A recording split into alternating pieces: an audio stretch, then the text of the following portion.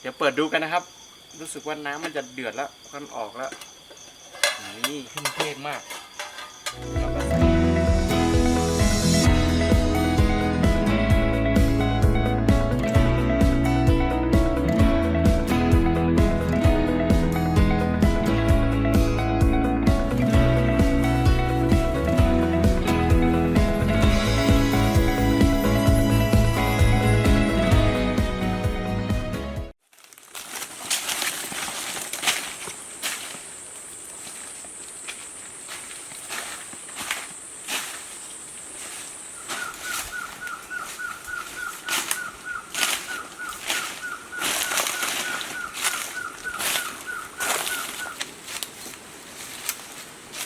สวัสดีครับขอต้อนรับเข้าสู่ช่องไอซ์ราชวงศ์นะครับวันนี้ก็กลับเข้ามาอยู่ในป่านะครับจะมานอนป่าที่นี่1 คืนนะครับจะมาส่งกบและกุ้งตะลันทานนี่เล็กๆนี่เลยนะครับไม่รู้ว่าจะมีหรือเปล่านะครับที่จะเลือกพักในค่ำคืนนี้นะครับจะเป็นบริเวณนี้นะครับเพราะว่าตั้งแต่เดินตาลันทานอีกฝั่งหนึ่งมานะครับก็ไม่มีพื้นที่ที่เหมาะที่จะมาพักได้นะครับมาตามเส้นลันทานฝั่งด้านนี้นะครับมาเจอตรงนี้เป็นพื้นที่เรียกนะครับคิดว่าตรงนี้น่าจะเหมาะสมที่สุดแล้วนะครับโอเคครับผมเดี๋ยวขอเคลียร์พื้นที่ก่อนนะครับ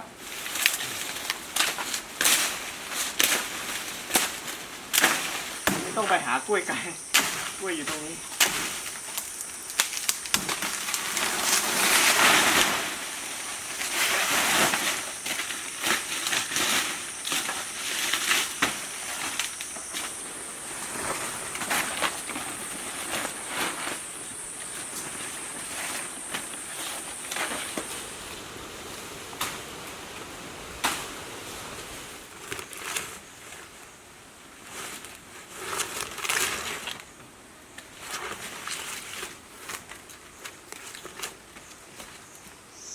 เมื่อกี้นะครับผมก็ยกสูงไปนะครับผมคิดว่าไม่ต้องยกสูงก็ได้นะครับเพราะว่าคนเดียวมันไม่ได้เกะกะมากนะครับทำแค่กันนั่งค้างเผื่อนั่งค้างลงเฉยๆนะครับก็เลย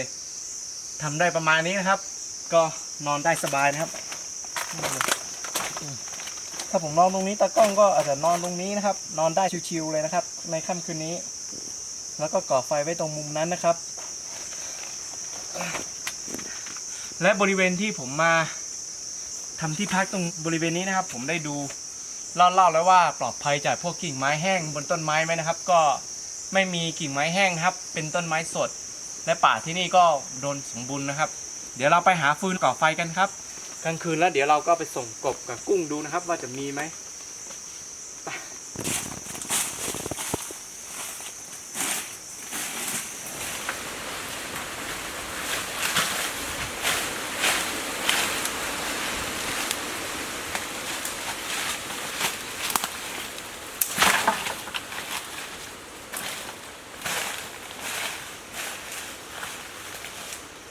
เดี๋ยวเราจะก่อไฟหุงข้าวนะครับ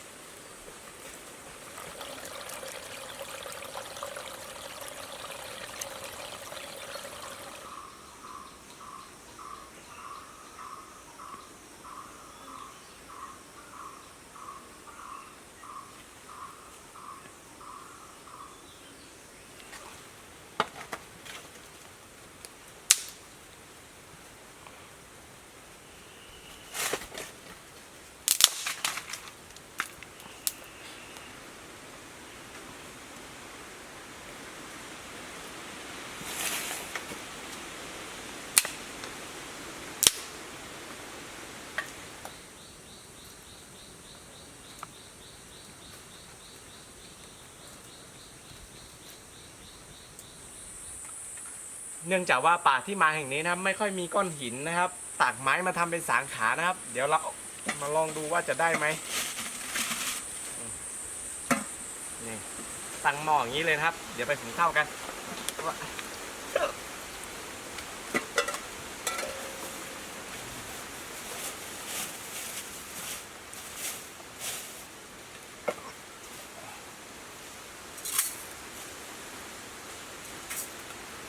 2 คนไม่ต้องเยอะ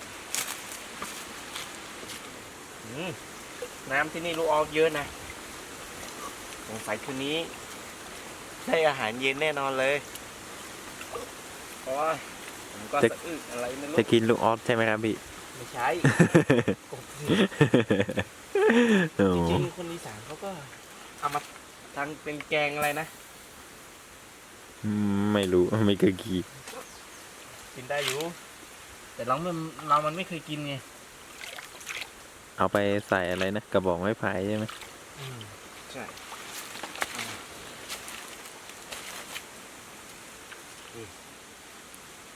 เรากินแต่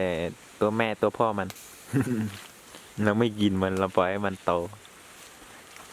โอเคเมื่อกี้ผมเหลาอันนั้นไว้ไหนนะเนี่ยนี่ไงที่คนเข้า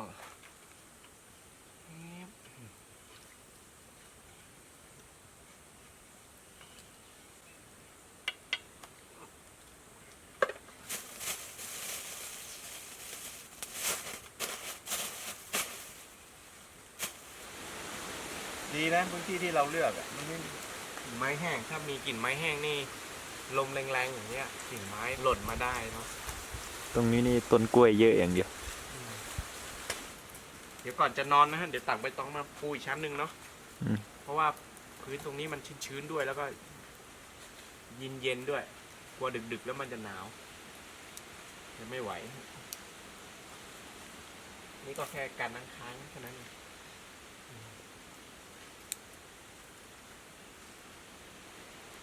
ถ้าเกิดว่าผมกับน้องพางั้นเราไปส่งให้ได้กบเยอะนะครับพรุ่งนี้เช้าเราก็อาจจะหุงข้าวเช้ากินแล้วเราค่อยเดินทางออกจากป่าเนาะแต่ถ้าไม่ได้ก็คงไม่หุงแล้วล่ะกุย รอดูแล้วกันนะครับว่าคืนนี้จะฟาวหรือจะฟิลมันก็พอกันหรือเปล่า ดูที่ว่าจะได้อาหารเย็นไหมนะครับ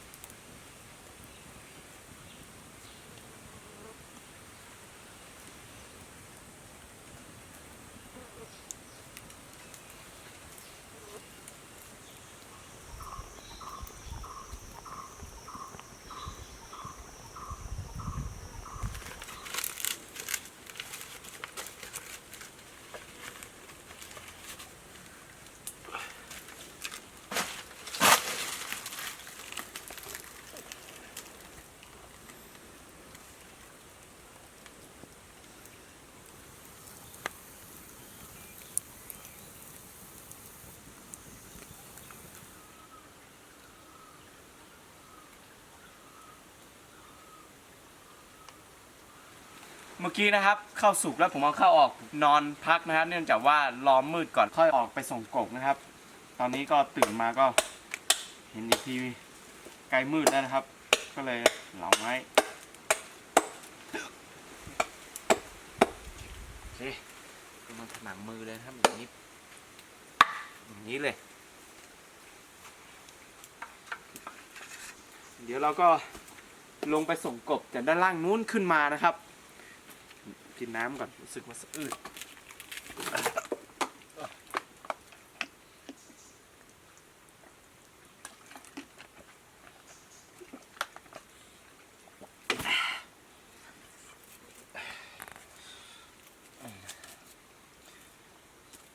ขอไฟทิ้งไว้ก่อนเดี๋ยวไฟดับไฟฉายนะครับ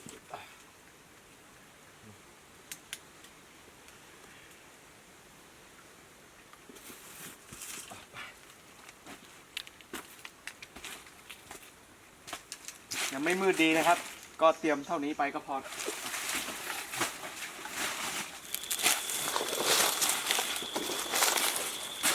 ผมเริ่มลงมาเรื่อยๆนะครับก็มืดเรื่อยๆก็จนกว่าที่จะมืดแล้วผมคิดว่าน่าจะตรงนี้ขึ้นไปก็น่าจะได้กับข้าวแล้วก็ค่อยพอนะครับ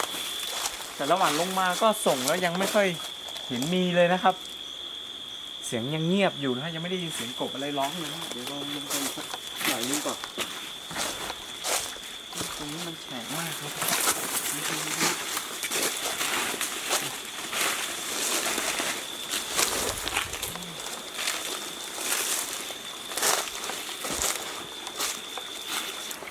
เคเตรียมถุงมาใส่อยู่ไปตอนนี้นะครับผมก็คิดว่าผมลงมาไกลพอสมควรแล้วนะครับ และที่เพื่อนๆเห็นนี้ลำธารก็ไหลเบาลงนะครับข้างล่างนี้กบก็ไม่ค่อยเห็นมีนะครับ เดี๋ยวเราจะหาตั้งแต่จุดนี้ขึ้นไปยังถึงจุดที่เราสร้างที่พักหรือว่าเรามานอนพักนะครับ ผมคิดว่าน่าจะโอเคกับเวลาที่เราจะได้กินข้าวตอนเย็นพอดีนะครับ ตอนนี้ก็มืดแล้วโอเคครับเดี๋ยวเราส่งหาขึ้นไปนะครับ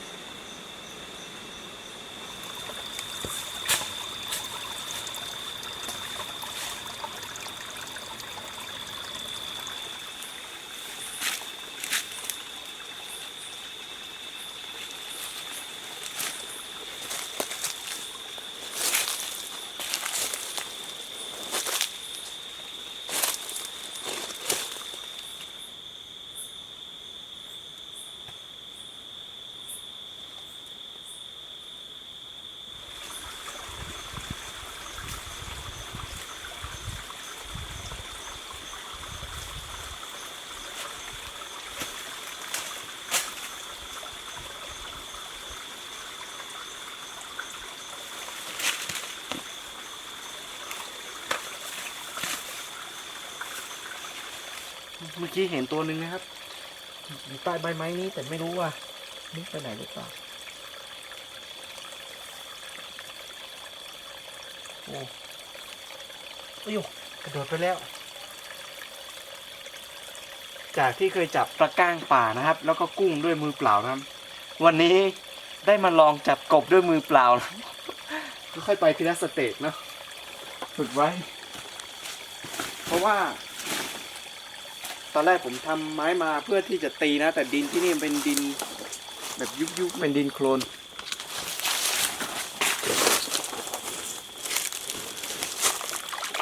เนี่ยเอาแม่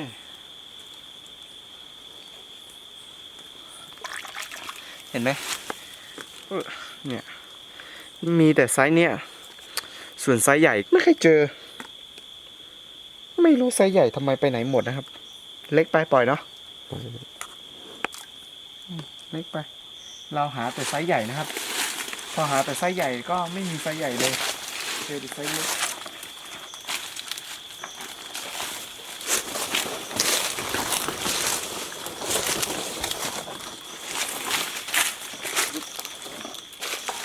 ดูโคลนทั้งนั้นเลยไม่รู้ว่าจะโดนจับโดนเปล่า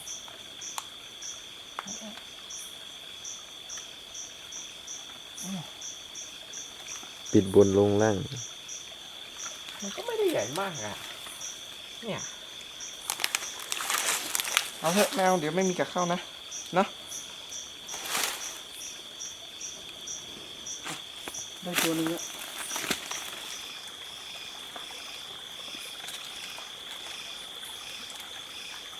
หาแล้วไม่รู้อ่ะ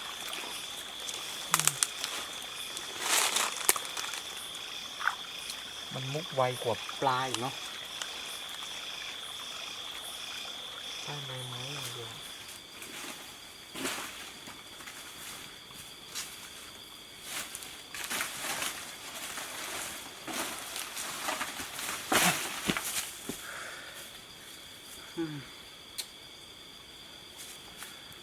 ตอนนี้นะครับก็กลับมาถึงจุด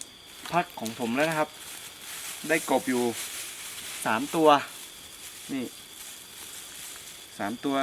ไม่ใหญ่นะครับเป็นไซส์กลางนะครับ เพราะว่าส่งดูแล้วมีตัวใหญ่เหมือนกันนะครับ แต่ว่าเห็นปุ๊บมุกหัวแล้วก็หายไปเลยนะครับ ก็เลยทำให้จับไม่ได้เยอะนะครับ ก็ได้อยู่3 ตัวนะครับ เดี๋ยวเราเอา3 ตัวนี้ย่างกินดีกว่าครับ ตอนนี้น้องพันธุ์ก็หิวผมก็หิวแล้วนะครับ เนื่องจากว่าคิดว่าตอนเย็นน่าจะจับกบได้เยอะเนาะ แต่ว่าสุดท้ายก็จับได้แค่3ตัวนะครับโอเคเดี๋ยวเรามาทำกบกันก่อนดีกว่า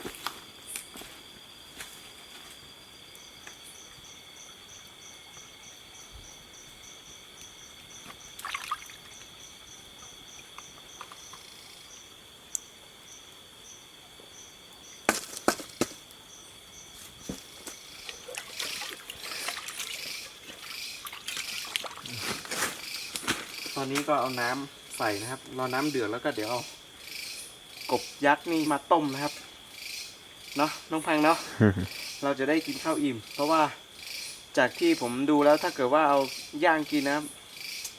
คงไม่อิ่มแน่นอนเลยอย่างน้อยก็ได้ซดน้ำก็ยังดีเนาะคาดหวังไว้เยอะนะครับคิดว่าจะได้ตัวใหญ่แล้วก็กบเยอะด้วยแต่ที่ไหนได้นะครับ4ตัวโอเคครับปรุงอะไรก่อนจะได้กินข้าวอิ่มๆแล้วจะได้นอนพักพรุ่งนี้จะได้มีแรงกลับบ้านพรุ่งนี้เราคงไม่หุงข้าวเช้าแล้วเนาะดูทรงแล้วมันไม่มีกับข้าวอะไรเลยอ่ะก็กินข้าวเย็นข้าวเย็นเหลือเยอะแล้วก็เราก็ออกเดินทางเลยเนาะ เขาจิ้มพริก เดี๋ยวเปิดดูกันนะครับรู้สึกว่าน้ำมันจะเดือดแล้วควันออกแล้วนี่หอมกลิ่นเครื่องเทศมากเดี๋ยวเราก็ใส่นี่กบของเราลงไป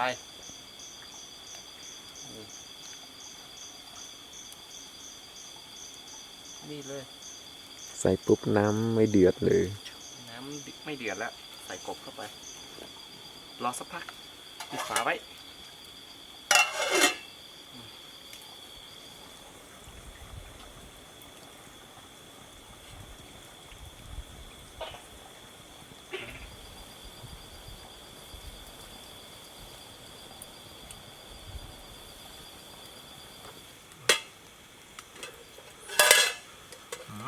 หอมมากเลยนะครับกลิ่น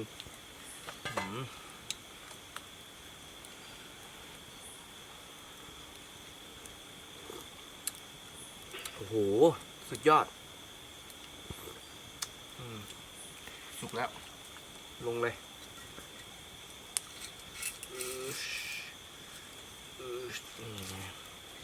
ว้าวเดี๋ยวเรามากินข้าวกันนะครับสุกแล้วหอมเลยหอมมากเลยนะครับเดี๋ยว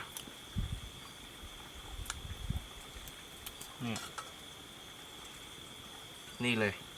เห็นไหมครับต้มเป็นตัวเลยนะแต่เนื้อเน้นๆเลยนี่ขาวๆนี่เหมือนกับกระเทียมเลยนะครับ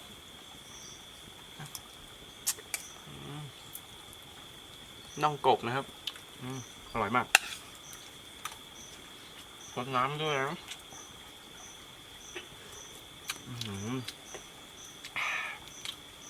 อร่อยมากเลยนะครับ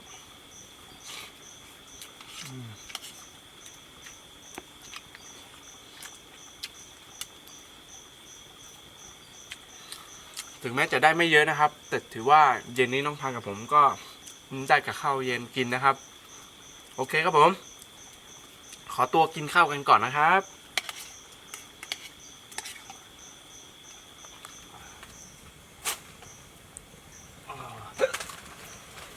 ได้เวลาพักผ่อนนะครับทุกคนตอนนี้นี่ผมบอกเลยว่าปวดขาแล้วก็ระบมเป็นหมดแล้วมั้งเนี่ย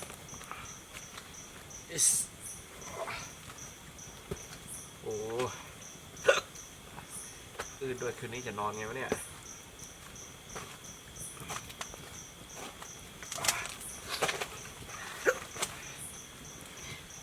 น้องพังนอนข้างในหรือว่านอน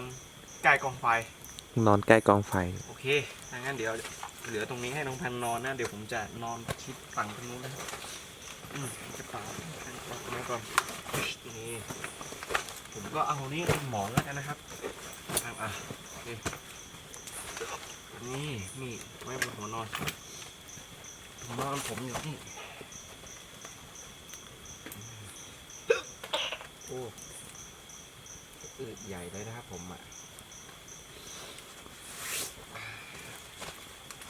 เดี๋ยว เราก็เข้านอนกันเลยนะครับโ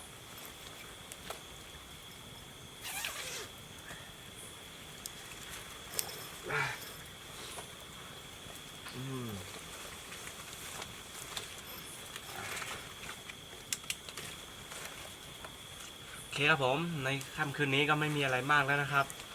ก็คงจะขอตัวนอนพักผ่อนนะครับโอเคครับผมนอนหลับฝันดีกันทุกคนนะครับราตรีสวัสดิ์ครับ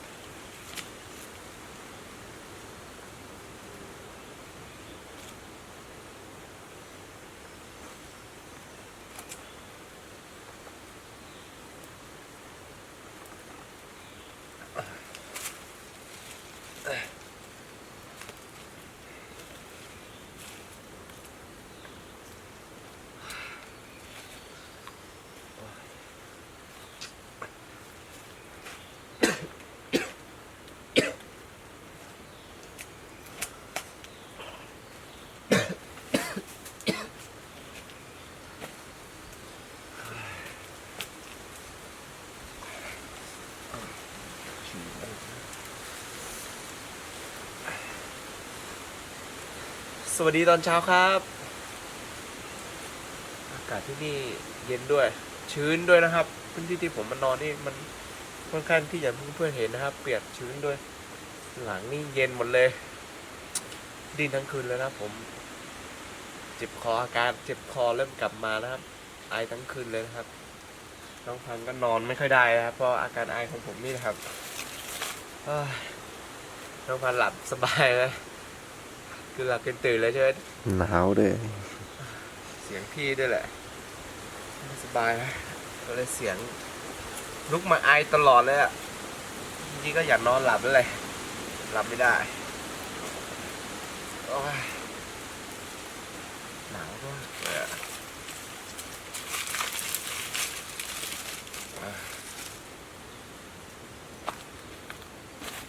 จริงๆ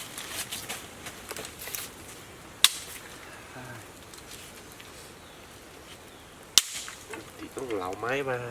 ทำงานแต่ว่าทรงแล้วไม่ไหวเพราะว่าร่างกายต้องการไฟมากเลยตอนเนี้ย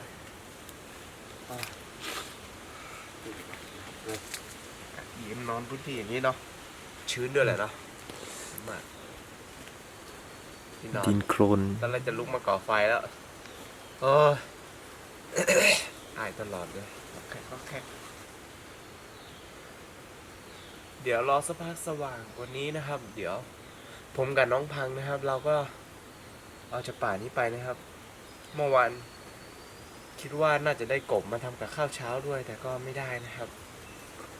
ก็เลยคิดว่าไม่อะไรละ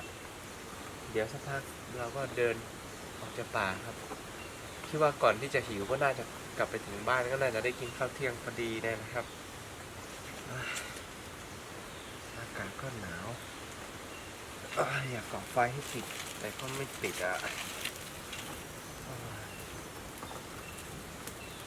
หนาวมากเลยถ้าจะก่ออย่างนั้นนี่ก็คงไม่ได้ถึงไฟแน่เลย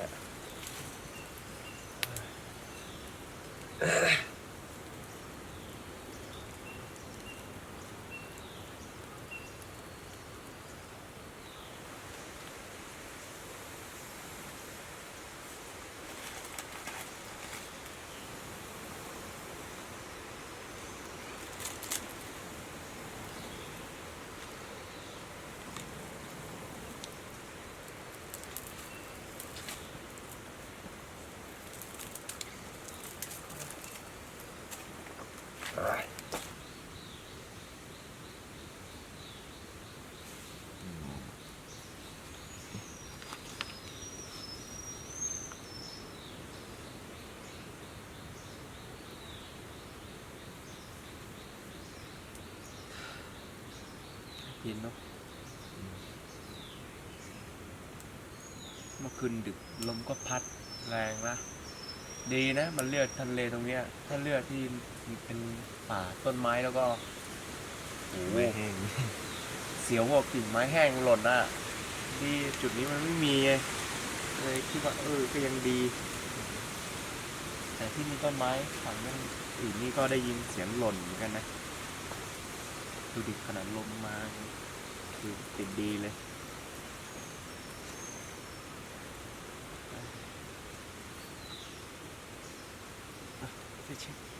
ที่เก็บถุงนอนเลยก่อน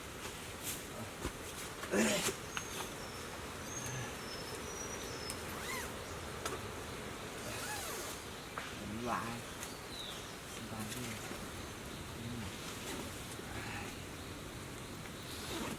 จับเย็นด้วยไหล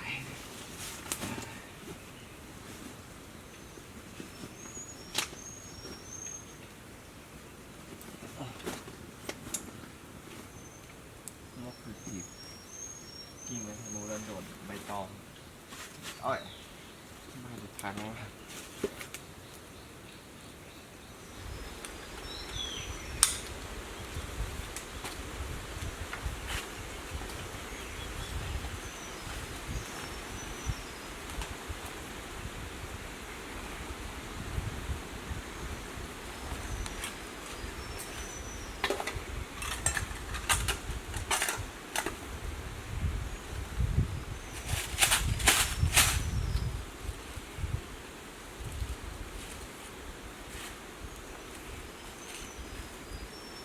เก็บข้าวของใส่กระเป๋าหมดเป็นที่เรียบร้อยแล้วนะครับอันนี้ก็จะรอเตรียมตัวเดินทางออกจากป่านะครับอย่างคอนเทนต์ผมที่แล้วนะครับ สมัยเด็กๆนะครับแม่มาจะชอบดุด่าแล้วก็ตีผมนะครับตอนนั้นผมอาจจะน้อยใจนะครับ แต่ตอนนี้คือผมรู้สึกว่าเวลาผมไปเข้าป่าที่ไหนหรือว่าเอาไปทำอะไรนะครับ คนที่เป็นห่วงเป็นใยผมมากๆนะครับก็จะเป็นพ่อกับแม่นะครับทุกครั้งที่ก่อนที่ผมจะเข้าป่านะครับโทรมาถามก่อนเลยว่าผมไปเข้าป่าหรือยังถ้ายังไม่ไปถ้าเข้าป่าก็ดูแลตัวเองดีๆด้วยแล้วก็ดูแลน้องชายด้วยนะครับตลอดเลยนะครับและพ่อนะครับไม่ค่อยสนับสนุนผมทำคอนเทนต์อย่างนี้สักเท่าไหร่นะพ่อจะสนับสนุนอยากให้ผมนะทำเกษตรกรนะครับแต่น่าจะเป็นช่วงแรกๆที่ผมทำคอนเทนต์นะครับส่วนหลังๆนี้พ่อสนับสนุนนะครับพ่อบอกว่าถ้าเป็นสิ่งที่ลูกรักแล้วก็ลูกชอบพ่อก็ยินดี